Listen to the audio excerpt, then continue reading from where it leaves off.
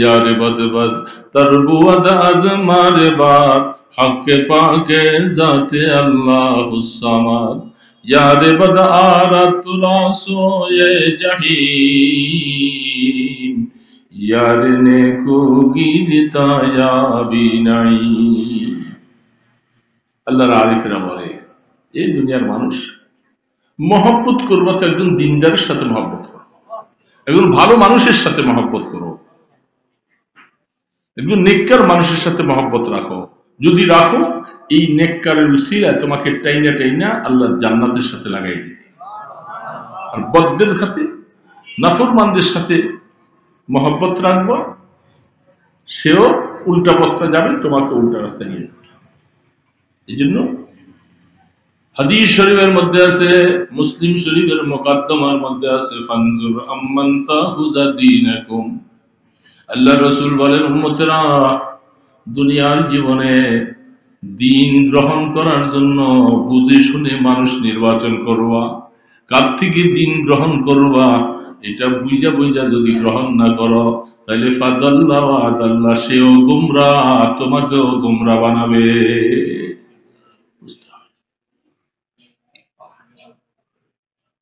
बजुज चीजे के दादी मंचे दाराम चेमी जुई जे जेबो आस्तीनम रिश्ते मा गर्दनम अफगंदा दोस्त मी बुरद हर जाके खातिर खोयो तिश्नेगा गर आब जुया दर जहां आब दर जुया दबालम तिश्नेगा। আল্লাহর আরিফ, আল্লাহর বন্ধু জালালউদ্দিন রুমি রহমতুল্লাহ আলাইহি নাম শুনছেন? শুনছেন না কে কে? এখন তো শুনছেন। এখন আপনি যদি বলেন আমি শুনছি, কি মিথ্যা হবে? এখন শুনেন নাই? যার কিতাবটা পড়লে আকল হয়রান হয়ে যায়, কি এক একটা কথা, এক একটা কথার ওজন কত, লক্ষ টাকা কোটি টাকা দিয়ে খরিদ করা যাবে না। হে আল্লামা রুমি অনেক বড় দার্শনিক, অনেক বড় আলেম, অনেক বড় আল্লাহওয়ালা বুজুর্গ মানুষ। তিনিও সাহেবে এলেম ছিলেন, কোরআন হাদিসের অনেক এলেম ছিল, কিন্তু কোন আল্লাহওয়ালার সাথে সম্পর্ক ছিল না। আল্লাহওয়ালা বুঝেন তো? কিন্তু বাবা আল্লাহওয়ালা বুঝেন না? এই জমিনে আছে না নাই? বহুত আল্লাহওয়ালা আছে। আপনাদের মজলিসও তো আছে। আপনি মনে করবেন যে আমার থেকে তো সে ভালো, কথা বলতে পারবেন না? না আমি ভালো? কে ভালো? না না, প্রত্যেকে আমি আমি আমি বলেন। আমি বলতে আপনি, আমি আপনি, আমি অমুক, আমি। আপনি ভালো না অন্যরা ভালো, এই কথা বলতে পারবেন? তোমার কঠিন কথা। হে আবার আমার থেকে ভালো হয় কেন? আমার এলিম আছে, ঘর আছে, বাড়ি আছে, বিল্ডিং আছে, দালান আছে, বড় ব্যবসা আছে, অনেক কিছু আছে, এবার আমার থেকে ভালো বলো। আমি নামাজ পড়ি, রোজা রাখি, জাকাত দেই, হ্যাঁ, দান খয়রাত করি, হজ করে আসছি, আবার আমি খারাপ হে ভালো, এটা বলবো কেন? এটা এটা বললে সব শেষ। আমি ভালো, ওই খারাপ, এটা বলার পরে আপনি শেষ। এটা বহুত কঠিন মাসালা, কঠিন মাসালা। শয়তান তো আপনাকে দিয়ে বলাবে, আমাকে দিয়ে বলাবে, সবাইকে দিয়ে বলাবার চেষ্টা করবে, এটা বলা যাবে না। আল্লামা রুমি রহমতুল্লাহ আলাইহি তিনি অনেক বড় আল্লাহওয়ালা বুজুর্গ, তবে কোরআন হাদিস অনেক জানে, অনেক অগাধ এলিম আছে, কিন্তু কোন আল্লাহওয়ালার কাছে যায় নাই। এবং উনি কোরআন হাদিসটাকে যথেষ্ট মনে করতেন, এরকম অনেকই ছিল, কিন্তু তার ওস্তাদ, তার শেখ ও মুর্শিদ হযরত শামসে তাবরিজি রহমতুল্লাহ আলাইহি, তিনি যেহেতু এর খবর শুনে জানে, শুনছে, কিন্তু এই লোকটাকে ক্যাপচার করা যায় না। এর একটু যদি দিলের মধ্যে যদি মারিফতের আগুন লাগাই দেওয়া যায়, মারিফতের আগুন যদি একটু লাগাই দেওয়া যায়, এই আগুনের দ্বারা আরো বহু দিল তারা জ্বালাই পড়াইয়া ওদের থেকে ময়লা বাইর করে এগুলোর মধ্যে আল্লাহর মহব্বত ঢুকাবে। যেহেতু এটা সিনা বা সিনা, একটা চেরাগ থেকে আরেকটা চেরাগে আগুন জ্বালায়। এখন না হয়তো আপনারা কারেন্ট এইটা সেটা কত রকম বাইরেছে, এই বুড়া করে জিজ্ঞাসা করো, আগের জমায় মেজবাতিও আছে না,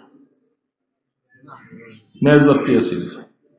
এই গন্ধরব গোলাইয়া পাটখড়ি মাথার মধ্যে দিয়া এটা একটু ওই চুলার মধ্যে আগুনের আইলের মধ্যে আগুন রাখতো, এটা লাগিয়ে দিলে ফুস করে উঠছে, আগুন জ্বালাইছে।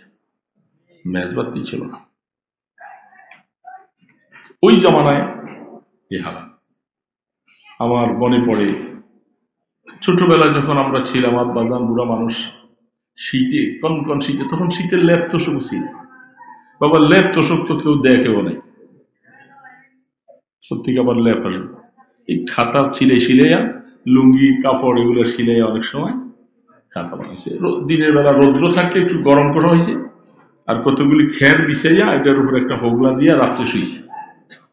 হ্যাঁ, মেজবাতি নেই তো। বিকেল বেলা কিছু লাকড়ি তালাশ করে আব্বাজানকে দিতাম, ওগুলি আগুন, ওই কয়লাগুলি ভাঙ্গা ভাঙ্গা নিচে কিছু তুষ দেওয়া হতো। তুষ চিনেন নাকি? এগুলোর মধ্যে ধানের চিটা তুষ দিয়া আগুন ধরা। তো শীতের কারণে দেখতাম যে উপর দিয়া নিভে গেছে সব, এই কিছু দেখা যায় না, মানে আগুন নাই। তো দেখতাম যে রাত্রিবেলা আব্বা উঠতেন, তাহাজ্জুদ করতেন, আমরা নিচে পাশে খের বিছিয়ে শোয়া ছিল। ওই যে খেরের উপরে একটা কি জানি কয়, আর এই যে আপনার দেশে মোল্লা কি কয়, এক এক দেশে বিছনা বলে, হোগলা, এটা বিছিয়ে থাকে। তো দেখতাম যে আব্বা উঠে উজু টুজু করে আইসা এই হাত দিয়া অথবা একটা কিছু কাটি দিয়া এমনি আইলাটার নিচে একটু লাড়া দিলে দেখা যায় যে ওই আগুনগুলি ক্ষণ করে উঠে। আর উপরে মনে করছিলাম আগুন কি হয়ে গেছে, নিভে গেছে গা, যখন লাড়া দিছে তাহলে আগুন আবার পাওয়া যায়। এই কথাটা আমার মনে পড়ে, আমার হযরত নানপুরি রহমতুল্লাহ আলাইহি বলতেন, বাবা কোন একজন আল্লাহওয়ালার কাছে যাও, গুনাহ করতে করতে করতে করতে দিলটা ময়লা হয়ে গেছে, কোন একজন আহলুল্লাহর কাছে যাও, একটা লাড়া দিয়ে দিলে এগুলি সরে যাবে, তোমার ভিতরের কলমটা যে ভালো আছে এটা ক্ষণ করে জ্বলে উঠবে। তখন এই দিলের মধ্যে তোমার আওয়াজ আসবে, আল্লাহু আল্লাহ। আল্লাহর মহব্বত দিলের মধ্যে আসতে শুরু করবে। মহব্বত একটা ভিন্ন মাসালা। মহব্বতে দূরকে কাছে করে, তিতাকে মিঠা বানায়। বাবা আমরা তো সবাই স্লোগান দেই, আওয়াজ দেই, বহুত কিছু করি, কিন্তু আল্লাহর মহব্বত অন্তরে জায়গা দেওয়া কতটুকু দিছি, মাওলাকে কতটুকু ভালোবাসলাম, মদিনার নবীকে কতটুকু ভালোবাসছি, সেই ভালোবাসা যদি বাস্তবের দাবি করে থাকি, তার নমুনা আপনার মাথার থেকে পা পর্যন্ত আপনার চালচরিতের মধ্যে নমুনা ফুটে উঠবে। নমুনা নাই, আমি ভালোবাসি না।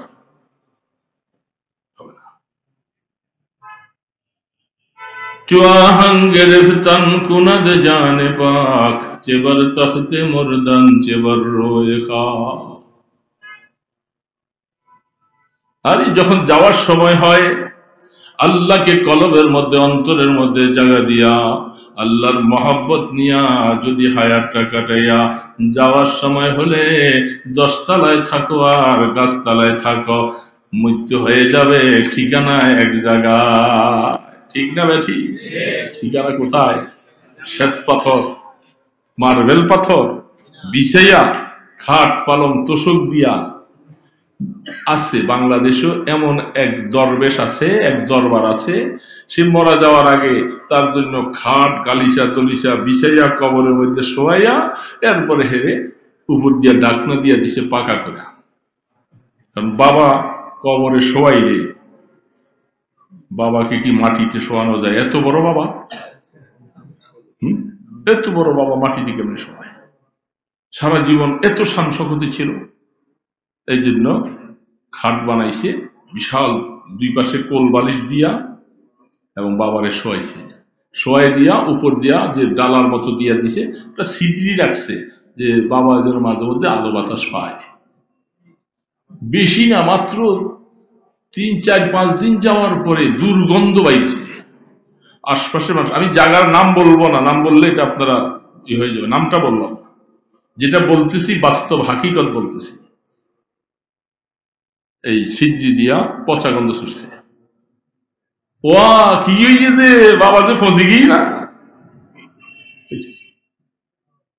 এখন বুঝছেন কি কইয়েন, বুঝছেন না কি বাবা ফসি কি সিদ্রিয়ান আর রওনা যাইব, সিদ্রিয়ান বন্ধ করব। এই তখন তার সিদ্রি বন্ধ করেছে, বাবা এলা জাহান নামে যা।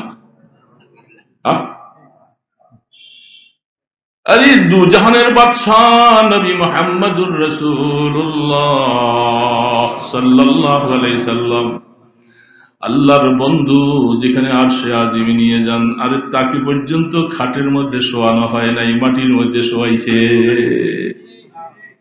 তুমি আবার কেনা, তুই কোন বাবা আর ডাবা হইছস? যাস না সময় মতো, কবরে গেছিস তো, এখন আর তোর মুরিদেরা কেউ খবর রাখে না। এখন বাবার উপরে যে কি চলে, এখন বাবা বুঝে। এই জন্য শেখ সাদি রহমতুল্লাহ আলাইহি বলেন, রুহটা যখন চলে যাবে, তুমি 20 তলায় থাকো আর গাছতলায় থাকো, ঠিকানা এক জায়গায়, মাটি। মাটি যোগ মাটি ইকুয়াল কি হয়?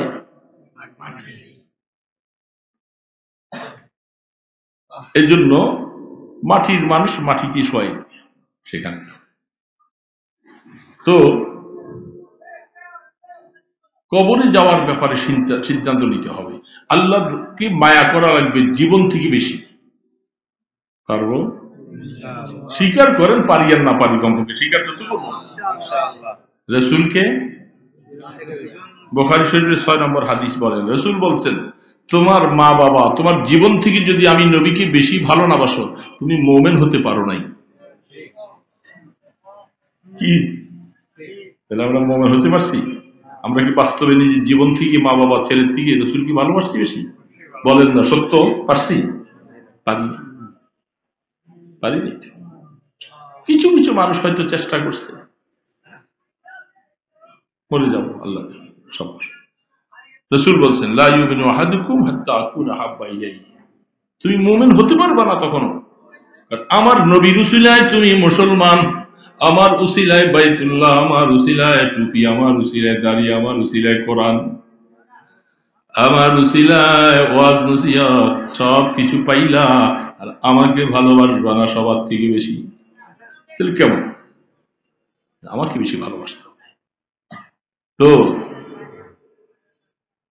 হযরতে শামসুত তাবরিজি রহমতুল্লাহ আলাইহি তিনি চিন্তা করছেন যে, আরে জালালউদ্দিন রুমি তো অনেক বড় আলেম, এটা লোক, এটার যদি একটু মডিফাই করে, একটু ঘুরাই দিয়া, যদি তার দিলের মধ্যে যদি একটু এশকের আগুন যদি লাগাই দেওয়া যায়, তাহলে তার উসিলায় যার কত মানুষ যে কলবের মধ্যে আগুন জ্বলবে, এটা সে বুঝে না। এটা কিন্তু তার পিসা হুজুর বুঝছে, কিন্তু এর হাতের নাগালে পাইতেছে না, আসে না।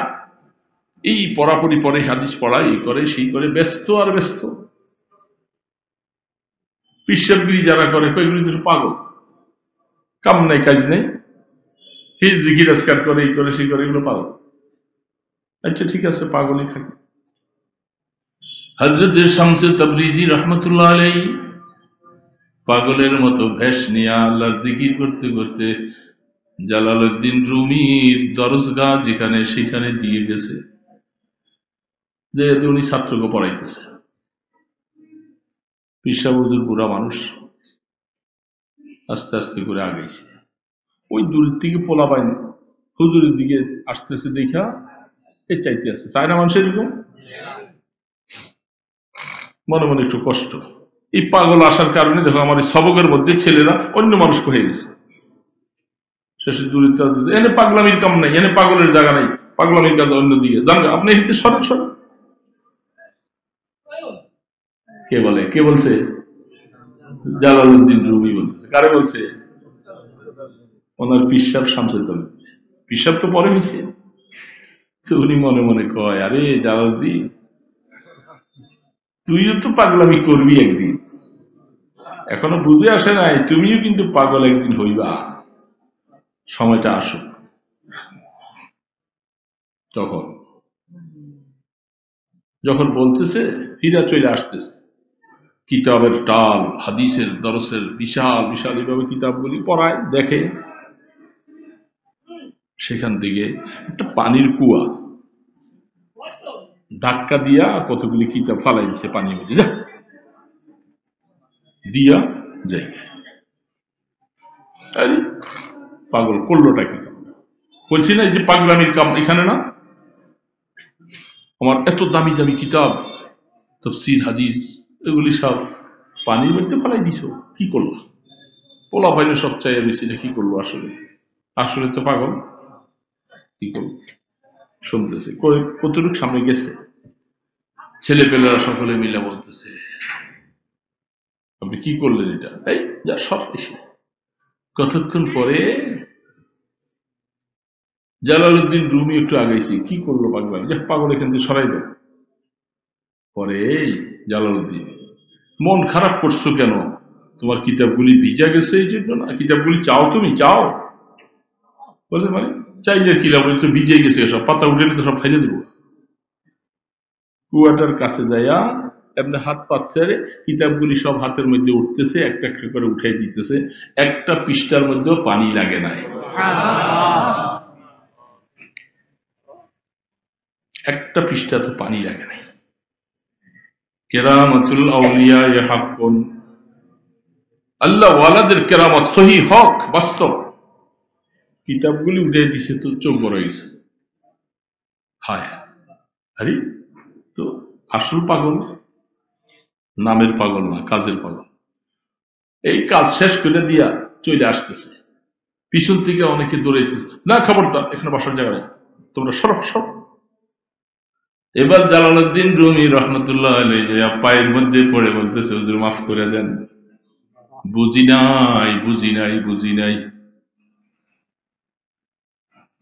বুঝি নাই, বজাহের বাহামা মরদম নেশাস্তা, বাবাতেন আজহামা খাতের গুজাস্তা, বজাহের সজদেগা হাশই জমি বুদ, বাবাতেন মসজিদ শার সে বরি বুদ। এ চলতেছে তোমার সাথে, হাসি তামসা করতেছে, একসাথে খাইতেছ, বুঝো না, একসাথে নামাজ পড়তেছ, তার সেজদার দাম কত তুমি বুঝো না। তোমার পাশে সেজদা এখানে দিয়েছে, তার সেজদাটার সময় আমার আল্লাহ কুদরতি পাটা বিছাইয়া দেয়, সেজদা। এর জন্য রুমি রহমতুল্লাহ এত কোরআন হাদিসের এলিম থাকার পরেও বুঝে নাই, এত এখন যায় মাপছে, হুজুর মাপ, হযরত আমি বুঝি নাই। বুঝেন নাই, বুঝবেন। আপনারা বলছেন যে পাগলের জায়গা এখানে নাই, একটু পাগল হইতে মনে চায়, কই হুজুর আমি পাগল হব, আমি এরকম পাগল হইতে মনে চায়, আসো अल्लाह कर तिश्ने गागर आबे जुयद दर जहां आबे दर जुयद बालम तिश्ने गा। পিপাসা, মানুষ পিপাসা লাগলে পানি তালাশ করে, আর পিপাসায়ও অনেক সময় মানুষ তালাশ করে। এইখানের মধ্যে পিসা হুজুর জালালউদ্দিন রুমিকে তালাশ করছে যে ওর দরকার পানির কাছে। মানুষ অনেক সময় যায় পিপাসা মিটাবে, কিন্তু এবার পানি এসে পড়তেছে আপনার কাছে। হ্যাঁ, এর জন্য শামসে তাবরিজি রহমতুল্লাহ আলাইহি গেছেন, তার একটা কুদরতের অবস্থা দেখাই দিয়া ভিতরে জোশ লাগাই দিছে। এবার তো আর জালালউদ্দিন রুমি আর শান্তি নেই, এখন আর শান্তি নেই। শান্তি পাওয়ার জন্য হযরতের কাছে যা বলছেন, হযরত বুঝি নাই, আমাকে বায়াত করান, আমি আপনার খাদেম হয়ে যাব, আপনার জুতা সোজা করবো। এই আল্লামা জালালউদ্দিন রুমি শুরু করলেন, মুজাহাদা শুরু করলেন। এতদিন কোরআন হাদিস সবকিছু পড়েছে।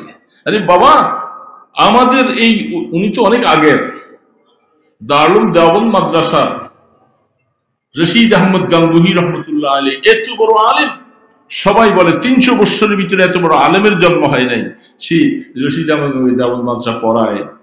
একদিন হাজী ইমদাদুল্লাহ মাহাদের মক্কি রহমতুল্লাহ আলাইহি আসছেন, আসার পরে কাসেম নানদবী রহমতুল্লাহ বলতেছেন মোল্লা রশিদ আহমদ সাহেবকে একটু বইল হযরতের বয়ানে একটু বসতে, বললি যে নাই কি বয়ানে বসবো, ছাত্রকে পড়াই। উনি এখানে আসার কারণে ছাত্রকে পড়াপুরি নষ্ট হয়ে গেছে, কি করবো পাগলাম। কাসেম নানভী রহমতুল্লাহ বলে যে না, এরকম কথা বললেন না, আপনি একটু বসেন, ভালো লাগলে বসেন আর উঠে যাই। রশিদ আহমদ গাঙ্গুহি রহমতুল্লাহ আলী এত বড় আলেম, ফকিহুন নফস যাকে বলা হয়, সেই গাঙ্গুহি রহমতুল্লাহ আলী একটু বসছে, অনেক বলতে বলতে বসার পরে হযরতের বয়ান শোনার পরে, কথা শোনার পরে হযরত মাত্র পড়ছিলেন কাফিয়া পর্যন্ত, আর ওনারা হলেন মুহাদ্দিস মুফতি, অভাব নাই। রশিদ আহমদ গাঙ্গুহি রহমতুল্লাহ আলাইহি বলেন, আমি কতক্ষণ বসার পরে দেখলাম হযরত যে কথাগুলি কোরআন হাদিসের ব্যাখ্যা বলতেছে, আমরা মনে হয় খুঁজেও পাই না কোথায়। এগুলি কোত্থেকে বলতেছে, আশ্চর্য কথা, সব কোরআন হাদিসের সাথে মিলি। তখন বুঝে আসছে এটাকে ওহাবি বলা হয়, একটা আল্লাহ প্রদত্ত, কাসাবি আর একটা ওহাবি। লেখাপড়া শিক্ষা করে গ্রহণ করা এটা কাসবি, আর যেটা আল্লাহর তরফ থেকে সিনার মধ্যে ঢেলে দেওয়া হয় এটাকে বলা হয় ওহাব। ওই ওহাবি না, বুঝলেন নাই? ওই বেদাচ্চারা যে আমাদের ওহাবি, ওই ওহাবি না। ওহাবা ইয়াহিবু ইহাবাতান, হেবা মানে আল্লাহ প্রদত্ত দিনের মধ্যে ঢেলে দেয়। এই জন্য হযরতে কাসেম নানভী রহমতুল্লাহ আলাইহি শুনছে, আরে এমন আজীব কথা, এই বাস একদিনের কথায় দিল বইলা গেছে। বলে যে এখন তো হযরতের কাছে যায় বয়াত হইতে হয়েছে। বয়াত হওয়ার পরে বলতেছে, হযরত আমি জিকির আজকার করতে পারবো না, আমি সময় পাই না, এই হাদিস কোরআন মাসলা মাসাইল কিতাব পড়াইতে লিখতে জিকির করার সময় পাই না। হযরত বলতেছে, আপনি জিকির পাওয়ার সময় দরকার নাই, আপনি জিকির করতে আমি বলি নাই আপনাকে, মানুষকেও যদি আপনার কাছে জিকির শিখতে আসে একটু শিখিয়ে দিবে, আপনি জিকির করেন না। সফর করে আল্লাহু আকবার সেখানে গেছিলেন, যাওয়ার পরে ঘটনা বলা মকসুদ ছিল, আমি দুইটা কথা বলবো, এই জন্যই দুই একটা কথা বলে শেষ করে দিচ্ছি, অল্পসার সময়ের সাথে। পরে সফর করতে গেছেন, যাইবে হযরতের সাথে দেখা করে চলে আসবে। হযরত বলছে খাদেমকে, এই ওই যে মোল্লা রশিদ আহমদ আসছে না দেওবন্দ থেকে, বলে রাত্রে শোয়ার সময় ওনার বিছনাটা আমার চারিপাই অর্থাৎ আমার চকিটার পাশে। হযরত রাত্রে শুইছেন, ঘুমের থেকে উঠা সময় মতো উঠা ওযু করে নামাজ পড়া তাহাজ্জুদ পড়ে জিকিরে বসছেন।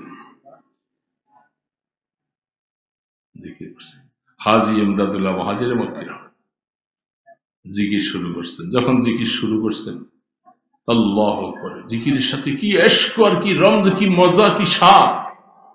গাঙ্গুহি রহমতুল্লাহ পাশে ঘুমে খালি হযরত এখনো উঠে জিকির করা শুরু করছে, কত আগে উঠছে, আমি শুয়ে দিছি, এই তাড়াতাড়ি করে উঠা ওযু টুযু করে এসে 4 রাকাত নামাজ পড়ে হযরতের পিছনে বসা জিকিরে বসছে।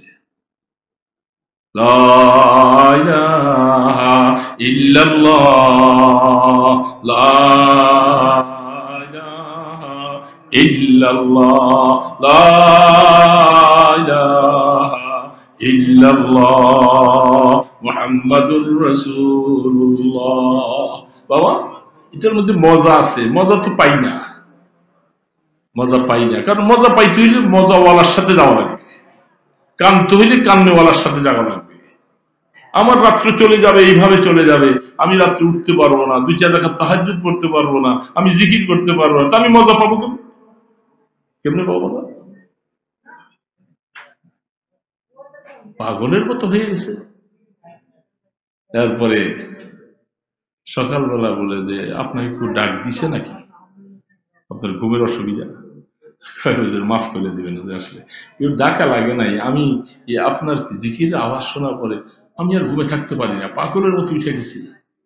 এখন থেকে সিদ্ধান্ত নিছি যতদিন বাচ্চা থাকি জিকির ছাড়বো না আর কোনদিন। ওই সময় বলছে আমি আর জিকির করবো না, আমি কোরআন হাদিস পড়াবো, আমার এই জিকিরের আমল দিয়ে না। আর এখন থেকে বলতেছে আমি যতদিন বাচ্চা থেকে জিকির ছাড়বো না, কারণ এইটা ছাড়া আল্লাহকে মজা পাওয়া যাবে না। والذين إذا فعلوا فاحشة أو ظلموا أنفسهم ذكروا الله, এই যারা গুনাহ করেছো, ফাহিশা গুনাহ করেছো, আল্লাহ জিকির করো বেশি বেশি করে, যাকারুল্লাহ। আল্লাহর জিকির করো, জিকির ছাড়া আসবে না। আহা, আমরা তো করি না। সারাদিনে কয়বার করছি জিকির বাবা? বলেন তো, কয়বার করছি? করছি? করিনি। কেমনে হবে? আমি সারাদিন আমি মাওলাকে ডাকলাম কয়? আমার বাচ্চা আমাকে আব্বা আব্বা বলে ডাকছে কয়বার? নাতি আমাকে দাদা দাদা বলে ডাকছে কয়বার? আর আমি আমার মাওলাকে আল্লাহ বলে ডাকছি কয়বার? আমার মতো বেওফা? আমি বেওফা, আমি গাদ্দার, আমি মাওলাকে ডাকতে পারি।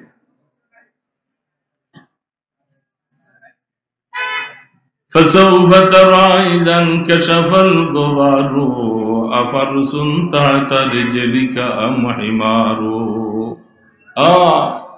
ঘোড়ার পিছে সাওয়ার হইয়া মনে করছে দৌড়াইতে আছে মরুভূমিতে, দৌড়তে দৌড়তে যেন কই বলে ধুলার কারণে বোঝা যায় না ঘোড়া না গাদা। যখন ধুলা শেষ হয়ে গেছে, তাহলে তো ঘোড়া না, তো গাদায় না দেখি। তার মানে জীবন কাটাইতেছো, দৌড়াইতেছো, এইদিকে দৌড়াও সেই দিকে দৌড়াও, কোন দিকে দৌড়াও? সময় মতো যখন মৌতের বিছানায় শুয়ে যাব, তখন বুঝে আসবে যে আমি কোথায় সাওয়ার হয়েছিলাম, কার সাথে আমার বন্ধুত্ব, কাকে ভালোবাসছিলাম। বুঝে আসবে সময়, সময় মতো বুঝে আসবে বাবা। যত কিছু হইচই, যত কিছু করি না কেন, আখের মৌতের বিছানায় যাওয়া লাগবে। তাও যদি তকদির ভালো থাকে, তো মৌতের বিছানায় যাইতে হইলে তকদির ভালো লাগবে। নতুবা রাস্তায় ঘাটে অ্যাক্সিডেন্ট হইয়া এমনি সেমনি হইয়া গুম করে হত্যা করে মাইরে ফেলার কত কিছু। মৌতের বিছানায় যাওয়ার জন্য তকদির না। মৌতের বিছানায় শুইলে ওই সময় জীবনের শেষ অবস্থা, তখন বাপ ভাই আত্মীয় স্বজন কেউই উপকার করতে পারবে না, কেউ উপকার। শুধু সূরা ইয়াসিন যদি কেউ শিওরে বৈশা বৈশা পড়ে, আল্লাহ রসুল বলেন মৌতের কষ্টটা কম হবে, মৌতের কষ্টটা কম হবে, সাকরাত কম হবে, এবং ইমানের মত আশা করা যায়। এখন ছেলে পেলেও কোরআন জানে না, বউ জানে না, পুত্রের বউ জানে না, পোলায়ও জানে না, কোরআন শরীফ কে পড়বো? এটা বলবো বারাইটা এই মসজিদের ইমাম সাহেবের মুয়াজ্জিন সাহেবের লয়া, ওই দারুল এহসান মাদ্রাসায় হাফেজ সাহেব আছে, একটু বড় কথা আমাকে ভুইয়া সাহেব পাটারি সাহেব মরে যেতেছে, তাদের একটু কোরআন শরীফ পড়তে আসো। বারাইটা হুজুর দিয়া কাম চলবে। বারাইটা ওনার দ্বারা সে মায়া পাবেন না, সে মহাব্বত আসবে। আপনার সন্তান আপনার শিওরে বসে যখন সূরা ইয়াসিন পড়বে, তার চোখের পানি রাখতে পারবে, চোখের পানিগুলি মুছবে আর পড়তে থাকবে, আর বাবার দিকে চেয়ে থাকবে। এটা ভাড়াটিয়া মৌলবি দিয়ে হবে না। আপনার ছেলে যদি আপনার জানাজার সামনে, লাশটার সামনে নিয়ে যদি দাঁড়ায়, সে যে তকবীর পড়তে পারে না, কান্নার কারণে বাবার জীবনের শেষ জানাজা করতেছে, বাবা চোখের পানি জর্জর করে পড়ে, এই মায়া কি হুজুর দিয়ে পড়াই হবে? হবে না। কি বলবো আপনাদেরকে, আফসুস। আপনারা শুধু বড় বড় ডিগ্রি বানাবেন, বড় ফ্যাক্টরিওয়ালা হবে, বিদেশ যাবে, এই করবে সেই করবে, বাড়ি ঘর দুয়ার হাই পাই টাইট বানাইতে হবে। ছেলে মাদ্রাসা পড়াইলে এই কয় পয়সা বেতন পাইব, নিজে খাইব কি আমারে খাওয়াবো? এটা না এই সমাজের মানুষের চিন্তাধারা, এটা না। এই জন্য ঠিক আছে, এখানে কি খাবে না খাবে করে যাও। আফসুসের কথা শুনেন, একটা কথা হঠাৎ করে মনে পড়লো এখন এই মুহূর্তে। কালকে এক মাহফিল থেকে আসতেছিলাম, গাড়িতে আসতে আসতে এক লোক, উনি আমাকে একটা ঘটনা শুনাইলে, আমি শোনার পরে আমার আকল হয়রান হয়ে গেছে। আমাদের নারায়ণগঞ্জ শহরের এক লোক, সে কমিশনার, অনেক পয়সা আছে, কয়েকটা বাড়ি কিনছে, আমাদের কাছেও বাড়ি কিনছে। এই লোকটার কথা বলছে, এই যে বছর কোরবানির সময় আমাদের ওইদিকে একটা বাজার আছে, বড় বাজার, গরু বাজার, ফরিদপুর থেকে না জানি কোন এলাকার থেকে একজনে 7টা না 5টা গরু আনছে বেচতে। ওই লোকটা তার থেকে 5টা গরু কিনছে, 5টা গরুর দাম 7.5 লাখ টাকা। এটা বলছে যে গরুগুলি আমার বাড়িতে পৌঁছে দাও, লোকজন এসব গরিব আছে। পৌঁছে দেওয়ার পরে যাইবার সময় এরা বলে যে 50,000 টাকা লয়ে যান, বাকি টাকা পরে এসে নিও। বলেন, সেই লোকটা কাঁদতেছে হাউ হাউ করে, কত কষ্ট করে গরু বানাইছি, কত টাকা খরচ আজকে এতটা দিন করে আমার গরুগুলি, আমাকে 50,000 টাকা দিন, মানে দিয়ে দেবো, পরে চলে দেবো। এত বড় নেতা খেতা, এত আর এতে বেশি বলতে পারে না। এই লোকগুলি চোখের পানি ছেড়ে চলে গেছে। পরে মনে হয় আবার 1 মাস পরে আসার পর আর 2 লাখ টাকা দিছে, আর টাকা দেয় যাও, এটা দিয়া কোরবানি দিছে, বুঝছেন না? কোরবানি দিছে। কত কষ্টের পরে এই কোরবানি দিছস, আর তুই তৈয়ার হ, তোরে আল্লাহ কোরবানি দিয়ে ফেলবে, বেশি সময় লাগবে না, অপেক্ষা কর। মাওলার ধরাটা একটু আসতে হয়। ওই লোকটা চোখের পানি ছাড়তে ছাড়তে শেষ, কোরবানি দিচ্ছে। এই তো ছেড়ে ফেলে, এই জন্য বাড়ি বানাই দিয়ে দিতেছো, এত কিছু করতেছো, মানুষের হক নষ্ট করে। আর কেমন হক, কোরবানির সময় এই অবস্থাটা করছে। এরা নেতা কেতা, এরা কমিশনার, এরা সমাজের কি উপকার করবে? আমি মাত্র কালকে রাত্রে শুনছি, সময় পাইনি, আমি ওর কাছে কথা বলবো, জিজ্ঞাসা করবো বাস্তব কতটুকু কি হালাত, যার বিশ্বস্ত সূত্রে খবর পাওয়া। লজ্জা। এরকম সন্তানদের জন্য বাড়ি বানাই দিতে আছেন টাইজ করে করে, খুব সুন্দর করে, মানুষের হক নষ্ট করে, কামাই রোজগার উল্টা হারাম হালাল করে করে দিয়ে দিতেছেন। এরা মরার সময় আপনার শিওরে যাইয়া পয়সা পয়সা চলে আসেন, পড়বো না, জানাজা দিব না।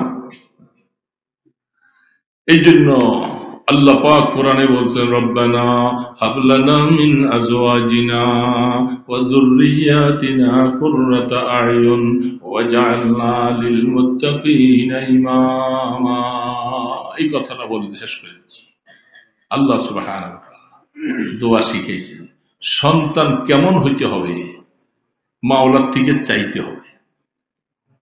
আল্লাহ শিখাই দিছে কোরআনে, আল্লাহ শিখিয়ে তোর পরও পারি না, আল্লাহর কাছে দোয়া করো, আল্লাহ আমার ছেলে, আমার মেয়ে, আমার বিবি, এদেরকে এমন আখলাক ওয়ালা বানাও, এমন চরিত্রবান বানাও, এরা যেন আমার চোখের ঠান্ডা হয়।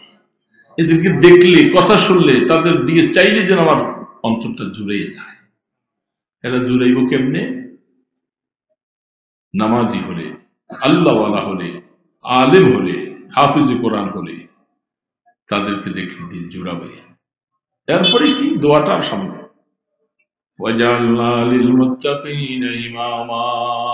আল্লাহ কিয়ামতের ময়দানে কিছু নেককারেরা আরো কিছু মানুষকে নিয়ে জান্নাতে যাবে, সেই দলের মধ্যে, অগ্রগামীর দলের মধ্যে আমার ছেলে, আমার নাতি, তাকে তুমি সামনে দিয়া দিবা পতাকা দিয়া, তার পিছনে হাজারো মুসলমান নিয়ে যেন সে জান্নাতে যাইতে পারে। আল্লাহ শিখেছে, কোরআন শরীফে আয়াত, দুনিয়ার কেউ বানায়নি। এই দোয়া করেন আপনারা? বলে হুজুর মুখস্থ তো নাই, বাংলাও পারবেন না, আরবিতে পারবেন না, বাংলা পারবেন না। আরবি হলো রব্বানা হাব লানা মিন আজওয়াজিনা ওয়া যুররিয়াতিনা কুররাতা আয়ুন ওয়াজআলনা লিল মুত্তাকিনা ইমামা। কোরআনে শিখিয়ে দিয়েছেন আল্লাহ। তাহলে আল্লাহ চায় যে মা বাবা সন্তানকে এরকম বানাক, আমার কাছে যেন চায়। বাংলায় হলো বলবেন, আল্লাহ আমার সন্তানগুলি, আমার বিবি বাচ্চা আছে, এদেরকে দিনদার বানাই, আমার চোখের ঠান্ডা বানাই দাও। কিয়ামতের ময়দানে এরা মুমিনদেরকে নিয়ে জান্নাতে চলে যাবে, এরকম সন্তান বানাও। এই জন্য এরকম সন্তান পাইতে হইলে রাগ করবেন না বাবা, স্কুলের পরিবেশে পাবেন না, সেই পরিবেশে দিন নাই, নষ্ট হয়ে গেছে। আপনাকে মাদ্রাসা পরিবেশে ঢুকতে হবে। ছোট বাচ্চা, আপনি ঘুমাইয়া থাকেন, আপনার বাচ্চা শেষ রাতে যেটা করার সে করে, এটা কি স্কুলে আছে? এই জন্য মাদ্রাসার বিকল্প নাই। এই জন্য ইসলাম বিদ্বেষীরা, নাস্তিকতাবাদীরা, তারা চিন্তা করছে ওরা জায়গায় জায়গায় মাদ্রাসা করে মুসলমানের ছেলেদের ব্রেনটাকে তারা এইভাবে সুন্দর করে নিয়ে দিতেছে। আমরা কি করে তাদেরকে নষ্ট করব? এই জন্য 1 নম্বরে ঢুকাইছে ফেসবুকটা। ফেসবুকটা এটা আগে তো ছিল না। যখন এটার কথা শুনতেছিলাম, আমাকে একদিন বলতেছে, হুজুর এমন এক এই মোবাইল বাইট হবে, এটা দেখে দেখে কথা বলবে। আমি অবাক হয়ে গেছি, এটা কই, এটা দেখে দেখে কথা বলবে। হয়তো কয়েক বছর পরে দেখি যে বাস্তব থাকে আরেক দেশে, এই দেশে বসে বসে কথা বলে শুনে। আর এই দেখার মধ্যে কি হলো, কত সংসার ভাঙলো, কত মেয়ে চলে গেল আরেকজনের সাথে, কত ছেলে আরেকজনের মেয়ে উঠে নিয়ে আসছে, আরেকজনের বউ ছুটে নিয়ে আসছে, হয়েছে না? খুব ফায়দা হয়েছে, খুব ফায়দা হয়েছে, খুব ফায়দা হয়েছে। পৃথিবীটার ব্যাপারে এক এক মজলিসে এক একজন এক একটা কথা বলে, আলোচনা হয়, শুনে। কিন্তু সময়টা যে এখন ফিতনার যুগ, এই সময়টা ফিতনার জমানা। ফিতনার জমানা বুঝছেন তো? আপনারা তো বলেন, গ্রামগঞ্জে বলেন এই ফিতনার যুগ, ফিতনার জমানা। ফিতনা কাকে বলে? হাদিস শরীফ খুললে দেখবেন, ফিতনা হলো শাব্দিক এবং তার লগাবি অর্থ হলো আগুনের মধ্য থেকে কোনো একটা লোহা, স্বর্ণ ইত্যাদি এগুলাকে দিয়া তার থেকে ময়লাগুলি দূর করে। যেমনি ভাবে এই ফিতনার জমানায় মানুষকে এইভাবে হক আর বাতিলের মধ্যে পার্থক্য করার একটা সময় চলে আসবে। একদল মানুষ না হকের দিকে চলে যাবে, আরেকদল মানুষ হকের পক্ষে থাকবে। এই জন্য এটাকে বলা হয় ফিতনার জমানা। হক চিনা মুশকিল হবে, হক আর বাতিলের মধ্যে খলত মলত হয়ে যাবে। কোনটা হক কোনটা না হক এটা আপনি চিনতে পারবেন না। বহু মানুষ আড়ম্বরা দেখে দেখে সেই দিকে ধাবিত হয়, চাকচিক্য দেখলে ধাবিত হয়, কিন্তু আসলে সে বাতিল। এরকম আমাদের সমাজে বহু দরবার, বহু পীর, তাদের আড়ম্বনা এত বেশি, দেখলে মানুষ মনে করে এই মনে হয় হক। বিভিন্ন মাজার গুলাকে ওইভাবে সাজানো হয়েছে, বিভিন্ন দরবার সাজানো হয়েছে। কোনটা কারা শিরক করে, কারা বেদাত করে, এটা পার্থক্য বুঝার বড় মুশকিল। সবাই নিজেকে হক দাবি করে। এখন হক আর বাতিল চিহ্নিত করা কঠিন। এই যুগটা এখন আসছে, এই সময়টা এখন চলছে। প্রায় 72টা আলামত হাদিসের মধ্যে আসছেন ফিতনার যুগের আলামতগুলি।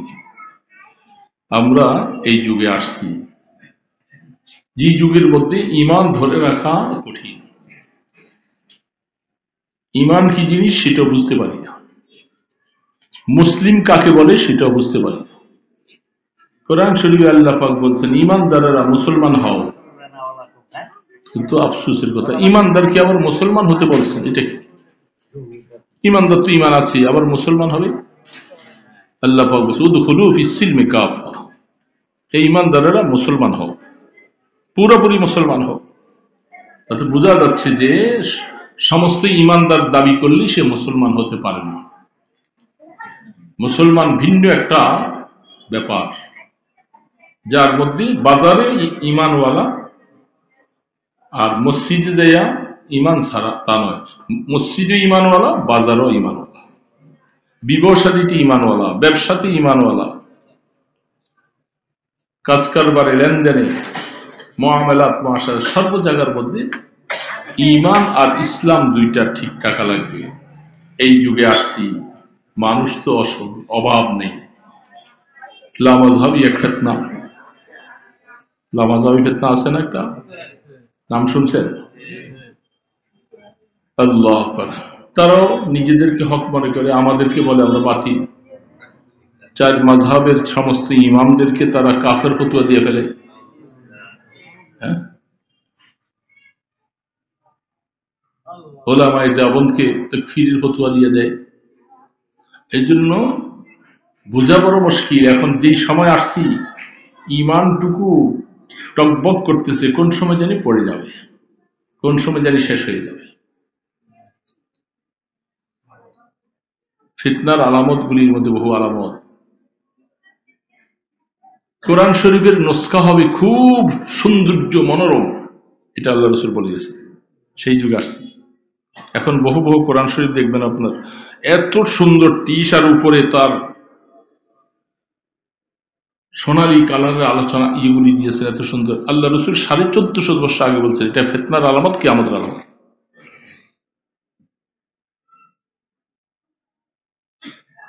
জেনার সয়লাব চলবে, সুদকে এটা নিজেরা ব্যবসা মনে করে হালাল করবে, ঘুষ বকশিস হিসাবে নিবে, বেপরদগির সয়লাব চলবে, ফাহিশা গুনাহ রাস্তায় ঘাটে জিনা ব্যভিচার এগুলি চলবে। এই সময় আসছি আমরা, বুঝছেন তো কথা? এই জন্য এই সময়ে যখন আসছি, এই সময়টা কি করে আমরা নিজেরা ঈমান নিয়ে বেঁচে থাকবো এটা চিন্তার বিষয়। শুধু হইচই করলে চলবে না, প্ল্যান প্রোগ্রাম নিয়ে আগাতে হবে। প্ল্যান প্রোগ্রাম ছাড়া আগালে এই সমাজে কার্যকরী হওয়া যাবে না। সরকার যেভাবে করতে শুরু করেছে, নাস্তিকতাবাদীরা কোরআনকে বিচ্ছিন্ন করার জন্য, ছিন্ন করে দেওয়ার জন্য যত সব, তারা হইচই করে না, এরা কিন্তু সুপরিকল্পিত ভাবে ভিতরে এমন ভাবে ঢুকাচ্ছে, আপনার ওয়াজ এক সময় শুনবে না, ব্রেনটা নষ্ট করে দিবে সব। এটা ওয়াজ শুনবে, হুজুরদের সেখানে গেলে এই কথাই তো বলবে, আর কি বলবে।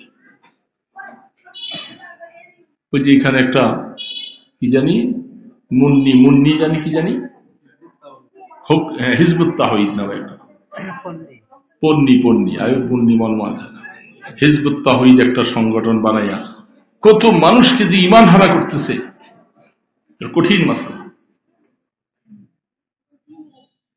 যাদের কাছে, যাদের আলোচনাগুলি শুনলে বাংলা কোরআন শরীফ অর্থ পড়লেই কোরআন শরীফ হয়ে যাবে, এই আরবি কোরআন পড়া লাগবে না, নামাজের মধ্যে ওটা পড়লেই চলবে, আরবি দিয়া সূরা ফাতিহা পড়া লাগবে, এগুলি নেই।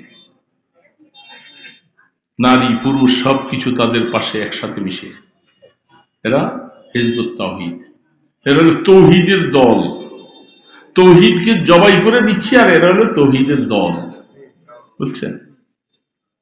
ফেরকায় বাতিলের মধ্যে আছে কদরিয়া, জবরিয়া, জাহমিয়া, এরকম কতগুলি ফারকা আছে। যারা তকদির মানে না এর নাম হলো কদরিয়া, তকদির মানে না। 72 ফেরকা হবে না?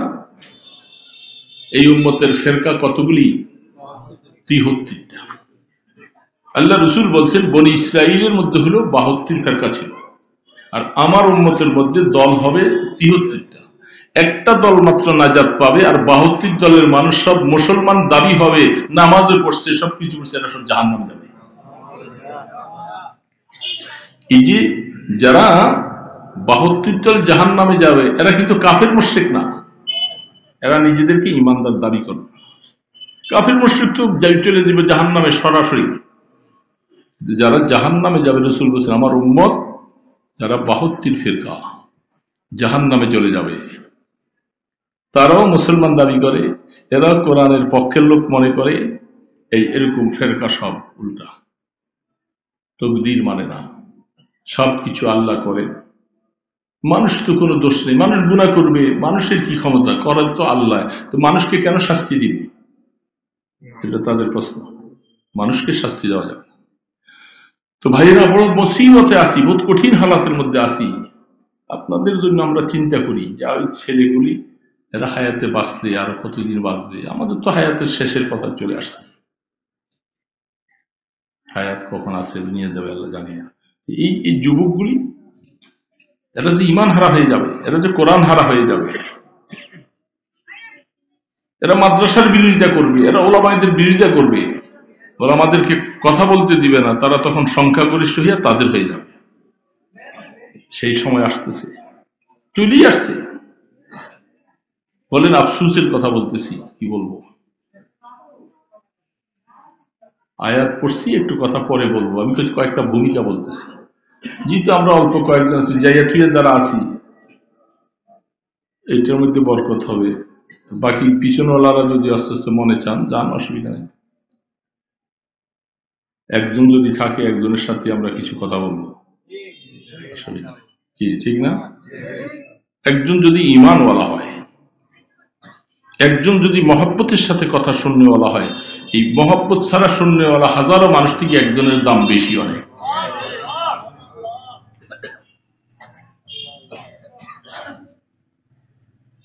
শাহ ইসমাইল শহীদ রহমতুল্লাহ আলাই, হযরত জামিন রহমতুল্লাহ আলাই, ইসমাইল শহীদ রহমতুল্লাহ আলাই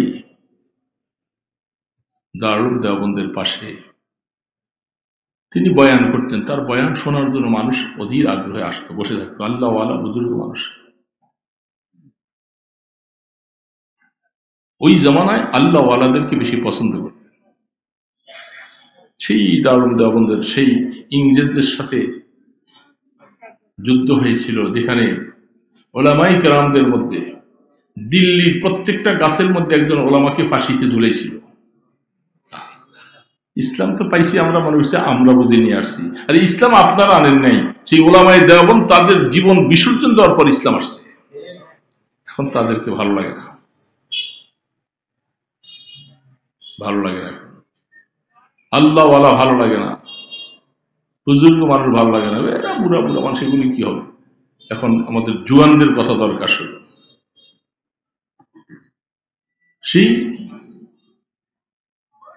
ইসমাইল শহীদ রহমতুল্লাহ আলী বয়ান করছেন। মানুষ যে কয়েকজন ছিল, বয়ান শেষ, মোনাজাত করে দিলেন, মানুষ নামাজ পড়ে বাইরে। হযরত এখনো বাইর হন নাই। এমন সময় একজন মানুষ উযু করে তাড়াতাড়ি করে আসছেন, মসজিদে উঠা করে বয়ান শেষ হয়ে গেল।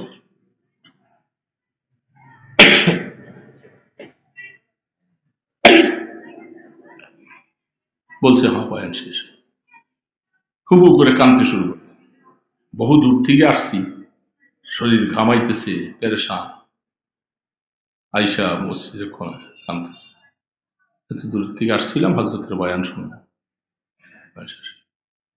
হযরত কথাটা শুনছেন, দেখতেছেন বুড়া কেন কান্দে, হযরত এই ব্যাপার। হযরত বলছে যে বুড়া মিয়াকে এদিকে ডাকো, বুড়া মেয়েকে বসাও।